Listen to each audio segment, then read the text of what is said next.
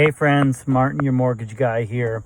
I just wanted to make a quick video because somebody asked me again this week if I think we might be in a housing bubble.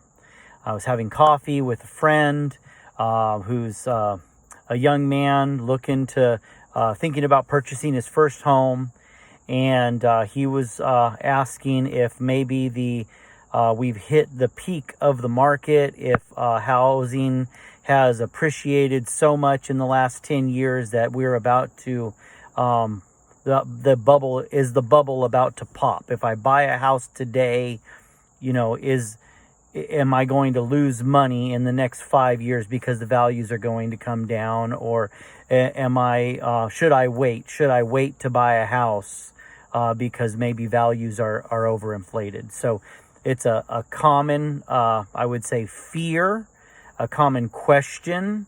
I don't know who's talking about it.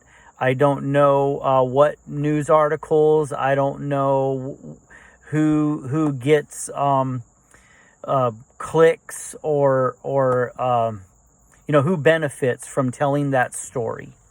But I will share my perspective, being in the industry and listening to industry experts on a daily, weekly, monthly basis, whether they're webinars, whether they're watching the market, whether they're reading articles. I'm always keeping track of these things.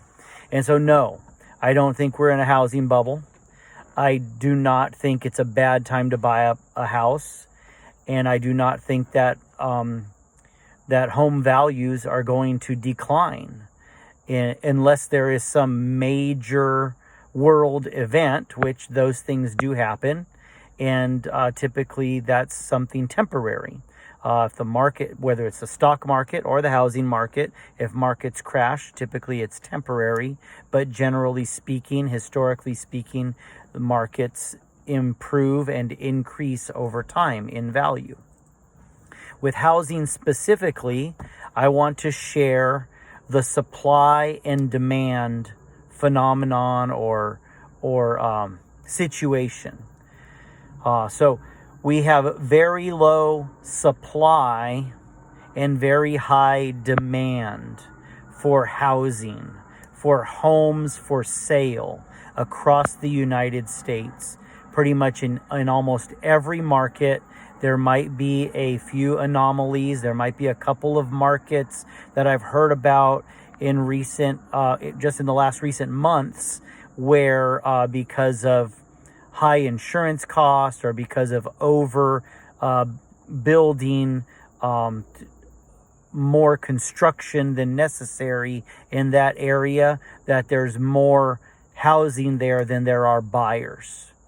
But generally speaking, across the United States, there are many more buyers that are looking to buy a home. There's the growing young population.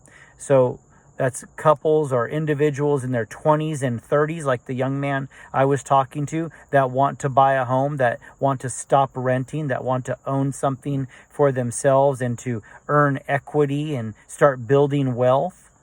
There's also the aging population, the over 60 population that is still healthy, staying healthy for longer and living in their homes longer. I recently was visiting friends' parents that I grew up with. A friend that I grew up with, his parents are in their 90s.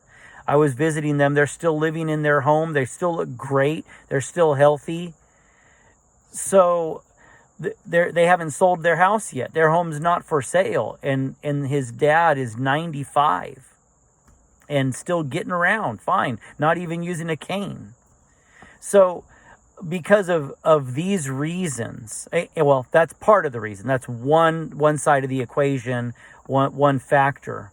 The other major factor is that in the decade from 2010 to 2020, we had very low construction going on across the United States.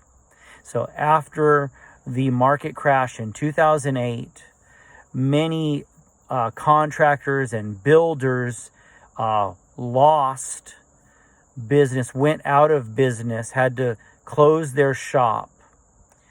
And so we had very low construction compared to the previous 3 decades. I think the numbers are something like 25 million homes were built across the United States from 2000 to 2010.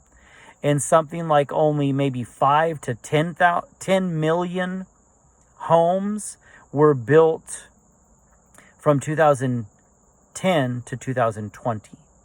So a huge decrease in construction left us 10 years later, now in this decade of 2020 to 2030, left us without enough homes for sale for our aging and growing home buying population.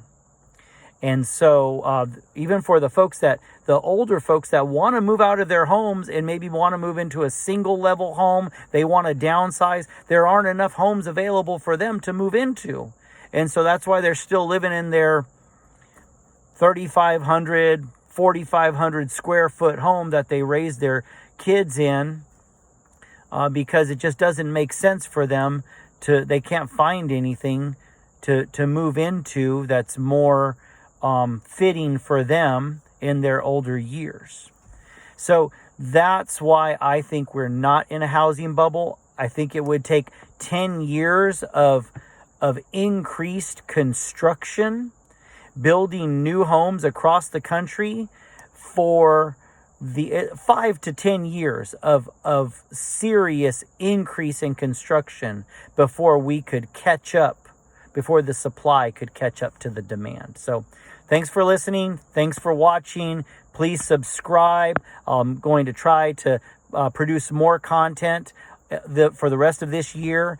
And please reach out if you have any questions about purchasing a home, about what you need to do to qualify. I'm always accepting new clients. I'll talk with you soon.